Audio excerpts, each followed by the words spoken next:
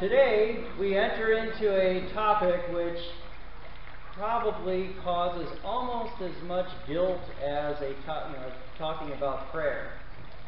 Some people think, oh, I'm not praying enough, or my prayers aren't good enough, and then they feel really guilty because they're not praying enough, or having quiet times, right? And this is right alongside of this, telling others about Jesus. And I'm sure that there's a lot of guilt out there because we know we should be shining our light. We know we should be telling others about Jesus, and we either don't know how to do it, or we're not sure if anybody will listen. We fear rejection. There's all kinds of reasons why people don't tell others about Jesus. And I'm hoping to maybe break down some of those barriers today so that we're more in a position to be able to do what Jesus is calling us to do. Not being guilted into it, but really sensing this is great. This is a sweet spot. This is for me. And there are a lot of tools out there today that help us. We've got electronic tools such as Facebook and Twitter. And I don't know, I'm not a Twitter person. Anybody here a Twitter person? Okay, good, because I don't use it myself. And I would feel really badly if some of you people were more technology savvy than I am. But I do like Facebook. And although I don't often post things myself, when I do post something, it's something I really want people to know. Otherwise, I like to go on and I like to see what other people are saying. And sometimes people share things that are really, really interesting. And I just have to pass them on myself. And one of those things came from Lisa's cousin, Tina. I know it didn't originate with her, but she sent it on to us, and it was so good. It's a list of puns, and it's called Punography. And so here are just a couple of them. I'm not going to say them all, but I tried to catch some fog. I missed. Jokes about German sausage are the worst. I stayed up all night to see where the sun went. Then it dawned on me. I'm reading a book about anti-gravity. I can't put it down. I didn't like my beard at first. Then it grew on me. And what do you call a dinosaur with an extensive vocabulary? A thesaurus. So anyway, that's a couple of them, and I thought they were worth sharing. Some others are groaners. Others I thought maybe might not be appropriate from the pulpit. So if you happen to go on Lisa's Facebook, don't go on mine. Go on Lisa's Facebook, and you're going to see these. Actually, you can go on mine, and you'll see it too, because we're both her friends. So Tina, she had something to share, and so she did. And those who like it are going to pass it on, and those who don't won't. That's the way life is with things, with messages that we want to share. And there are times when we hear about a great deal, somebody selling plants at a garage sale, 3 for $1 or something like that. Well, you want to tell everybody about that so they can get their plants, get those perennials going, and away you go, right? And I don't know if you know Stephen Curtis Chapman. He's a Christian songwriter who's been around for decades. He started probably when he was under 20, and he's now well over 50. So a long time. One of the songs he wrote was from the 1990s, I believe. And his song was, it said, imagine this. You got a phone call from Regis, and he said, do you want to be a millionaire?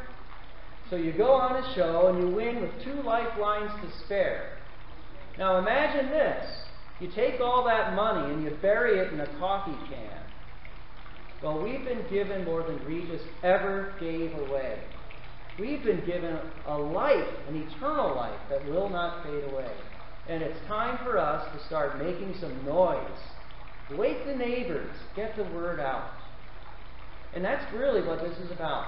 Telling others, letting people know something good has happened to us, and they can have it happen to them too. So rather than talk about the guilt that goes with this, let's talk about what happens when we tell our story. First of all, we have to have something to tell. If you haven't experienced Jesus Christ, you're not going to be able to share him.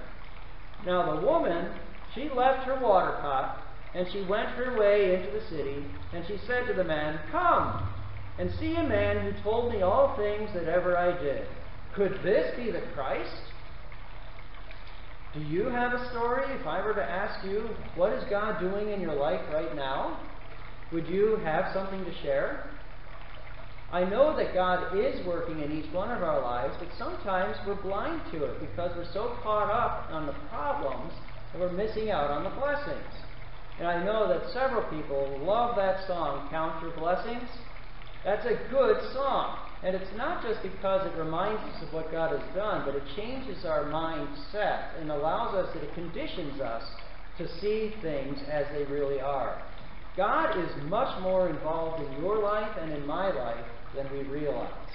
And if we would only allow him to open our eyes so that we could see it, we would then have stories to tell. It's exciting to me when people do share the things that are happening on a Sunday morning. But let's think about it. Let's ask God to reveal to us what he's doing in our lives so that we have a story to tell, so that we can tell others about what Jesus is doing. Because if we don't have anything to tell, it's not going to have any power. But God is working in your life. When we do tell people what's going on, people become curious. So when we tell our story, people begin to wonder, is that true? Could it be that something is really happening in their life? And so they want to check it out themselves. In verse 30 we hear, "Then they went out of the city and they came to Jesus." It's interesting to me how this dynamic worked. I didn't talk about it much last week, but normally you don't go out to a well at 1 o'clock in the afternoon. That's the heat of the day. Normally people will go toward evening, and they all come together as a community, and they're helping each other. The men are carrying the women's jugs, and they're having a party of it as they go out of the city, gather their water, and then bring it back into the city for themselves and for the cattle, for whatever else is used for water. This particular woman was going out at 1 o'clock in the afternoon, and I'm guessing, this is a bit of an interjection, but I'm guessing that she was ostracized from the city because of her lifestyle.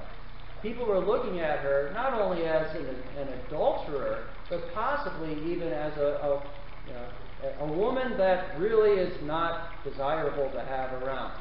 They probably didn't want to talk to her at all. And she, because she didn't want to deal with their ridicule, was going at a time when nobody else would be at the well. Now, all of a sudden, this woman has changed completely, so that she's seeking out the very people that were making fun of her, the same people that were ridiculing her, the same people that didn't really want her in their lives. She's now going to them and telling them that she had a religious experience and her life has now been changed. And that tells me that we should not be selective about who we necessarily go to share our story. Part of sharing our story is reconciliation. Part of our story is going to people that we may have been ostracized from, either because of a past fight or whatever the circumstance may be, and going to them and saying, "My life is now different, and I have seen the Christ, and I really think that you could benefit from this too. Come and check him out." When people see a change in our behavior, as well as a change in our message and the way we speak, that adds real power to what Christ is wanting to do in and through us. So it makes people curious.